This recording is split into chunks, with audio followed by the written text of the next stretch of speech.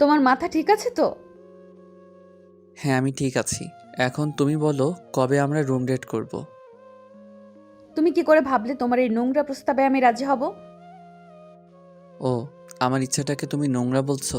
তার মানে আমি তোমার কাছে নোংরা? আমি কিন্তু বলি নাই যে তুমি নোংরা। আমি বলছি তোমার ইচ্ছেটা নোংরা। আমার ইচ্ছা মানে তো আমি তাই না? এইসব প্যাচালো আলাপ বাদ দাও, কি বলতে চাও সরাসরি বলো। কয়বার বলবো আমরা রুম ডেট করব? প্লিজ বোঝার চেষ্টা করো, এগুলো বিয়ের আগে পাপ। এখানে একটা কথা সবাইকে বলি, বিয়ের আগে শুধু রুম ডেটে পাপ, বিয়ের আগে প্রেম প্রীতিও পাপ। কেন পাপ হবে? আমরা বিয়ে করব কিছুদিন পরে। তো বিয়ের পরে এসব করিও প্লিজ। তুমি তোমার জেদ নিয়ে থাকো, আমি গেলাম। আমি রিমিকে কলেজ মাঠে রেখে চলে আসি। রিমি অঝরে কেঁদে যাচ্ছে। কাঁদুক, তাতে আমার কি? আমি রুম ডেট চাই চাই। বাড়িতে আসতে আসতে প্রায় সন্ধ্যা হয়ে গেছে। বাড়িতে এসে, এই পিচ্ছি, কই রে তুই? ভাইয়া, তো কতদিন বলবো আমাকে পিচ্চি বলবি না? আচ্ছা ঠিক আছে। বড় আপু পেট চোচো করছে, ভাত দেন, ভাত খাবো। যা, হাত মুখ ধুয়ে আয়, দিচ্ছি। লিমা হচ্ছে আমার আদরের ছোট বোন, ক্লাস 9-এ পড়ে। পিচ্ছি বললে রেগে যায়। আমি ফ্রেশ হয়ে এসে ভাত খেয়ে রুমে গেলাম। রিমির কল। কি হইছে, কল দিছো কেন? কথা বলবো তোমার সাথে। আমি কথা বলবো না ভাই।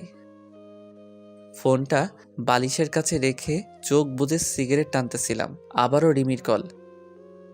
তোমার প্রবলেমটা কি? বারবার কল দিচ্ছ কেন? এমন কেন করছো তুমি? তুমি তো এমন ছিলে না। এই ফোন রাখো, তোমার এসব ফালতু কান্না আমার ভালো লাগে না। ফোনটা রেখে আবারও সিগারেট টানতেছিলাম। রিমি কল দিয়ে এবার মেসেজ করছে। খুব ভালোবাসি তোমায়, প্লিজ এমন করো না। তুমি যে কি ভালোবাসো আমায়, সেটা ভালো করে বুঝতে পারছি। তুমি কেন বুঝতেছো না? এগুলো ঠিক না। শোনো, কল বা মেসেজ কোনোটাই আমাকে দিবা না বাই। আমি ফোন রেখে কখন যে ঘুমাইছি জানি না। রাত 10টা। এই ভাইয়া, ওঠ, রাতে খাবার খাবি না? হুম, যা তো এখন। ঠিক আছে, চিংড়ি মাছগুলো আমি একাই খেলাম। ওই না, আমি উঠছি তো, এই দেখ আমি বিছানায় বসে গেছি। আচ্ছা, আমি আনতেছি, বস। এসব কি? মাছ কোথায়? আমি মিথ্যা বলছি? জানি তুই এই কথা বলে উঠে যাবি। হুম, আচ্ছা দে খাই। মা খাইছে? হুম। তুই? খাই নাই। আচ্ছা আয়, আমি খাইয়ে দেই। তারপর দুই ভাই বোন একসাথে ভাত খেলাম। রাত 11টা। রিমির কল। কিছু বলবা? ডিনার করছো? হ্যাঁ করছি। আমি খাইছি কিনা জানতে চাইবে না? প্রয়োজন মনে করি না। এতটা চেঞ্জ হয়ে গেছো? আর কিছু বলবা তুমি? হুম। বলো তাড়াতাড়ি, কি বলবে? আমি রাজি। মানে? মানে আমি তোমার সাথে রুম ডেট করতে রাজি। সত্যি বলছো তুমি? হুম। আমার বিশ্বাস হচ্ছে না। আজব তো। হুম। আমি সত্যি বলছি, আমি রুম ডেট করতে রাজি। বুঝছি তোমার ইচ্ছা নাই। আমাকে খুশি রাখার জন্য তুমি রাজি হচ্ছ। এটা কেমন কথা? তুমি যা চাইছো সেটা তো আমি রাজি। এখানে আমার ইচ্ছে দিয়ে তুমি কি করবা? না, আমি এভাবে রুম ডেট করব না। তুমি ফোন রাখো। এই শোনো। বলো। এরকম করছো কেন তুমি? আমি চাই দুজনের ইচ্ছাতেই রুম ডেটটা করি, তাহলে আমরা দুজনই মজা পাবো। আমি তোমাকে ভালোবাসি, আমি তোমার ইচ্ছার বিরুদ্ধে কিছু করব না। হ্যালো পাঠক, এটাকে বলে ইমোশনাল ব্ল্যাকমেইল। না গো, আমি সত্যিই রাজি। আমিও ভেবে দেখলাম, যাকে ভালোবাসি তাকে সবটা উজাড় করে দিব না তো কাকে দিব? I love you Rimi. I love you অনেকগুলো আমার পাগলটা। হুম। আচ্ছা এবার বলো, কবে, কখন, কোথায় আমরা রুম ডেট করব? মোহরানা আদায় করার পূর্ব মুহূর্ত পর্যন্ত যেখানে স্ত্রীকে স্পর্শ করা হারাম, সেখানে বিয়ের আগে প্রেম ভালোবাসা কিভাবে পবিত্র হয়? রুম ডেট করার পর অনেকে বলেন আমাদের প্রেম পবিত্র। মরি যায়া দেখ জাহান্নামে ফেরেশতা তোর বাটাম ফাটাবে। তুমি বলো কবে করবা? না, তুমি বলো। আগামীকালই করি। ঠিক আছে, কিন্তু কোথায় করব?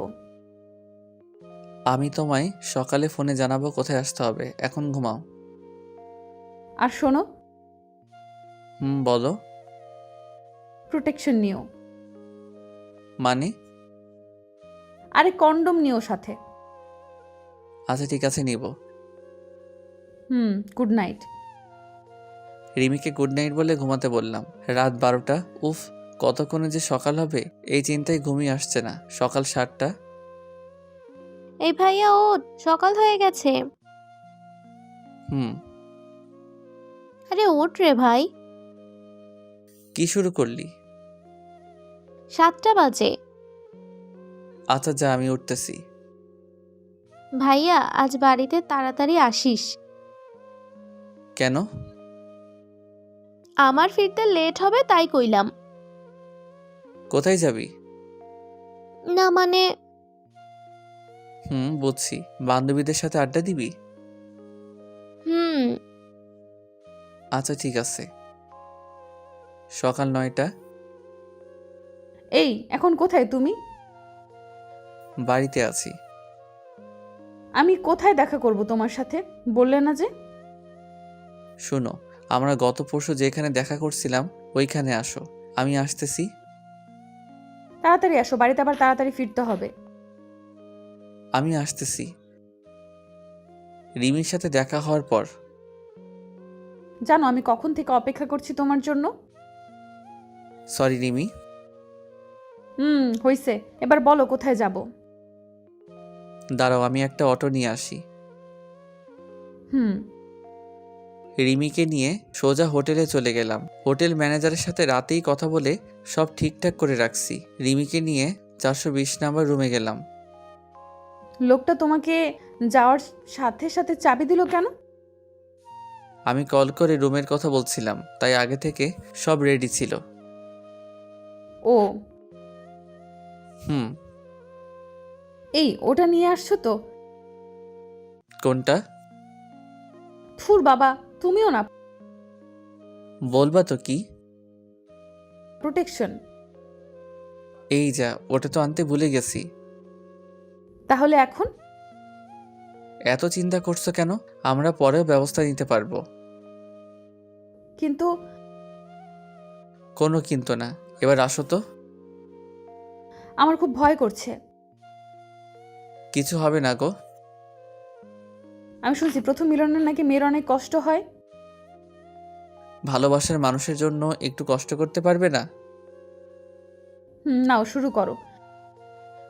এরপর রিমি আর আমি দুজনই বিছানায় শুয়ে যাই। তারপর যা হওয়ার তাই হলো। আমি ক্লান্ত শরীরে রিমির পাশে শুয়ে আছি। রিমিও অনেক ক্লান্ত। প্রথম মিলন, তাই রিমির একটু বেশি কষ্ট হয়েছে। রিমি এখন ব্যথায় ছটফট করছে। রিমি। এই ওঠো, বাড়ি যাবা না? রিমি বিছানা থেকে উঠতে গিয়েও উঠতে পারছে না। আমি রিমির হাত ধরে ওরে দাঁড় করালাম। খুব কষ্ট হচ্ছে তোমার? যাও ওয়াশরুমে গিয়ে ফ্রেশ হয়ে নাও, একটু পর সব ঠিক হয়ে যাবে। রিমি ফ্রেশ হয়ে আসার পর রিমিকে একটা অটোরিকশায় তুলে দিলাম।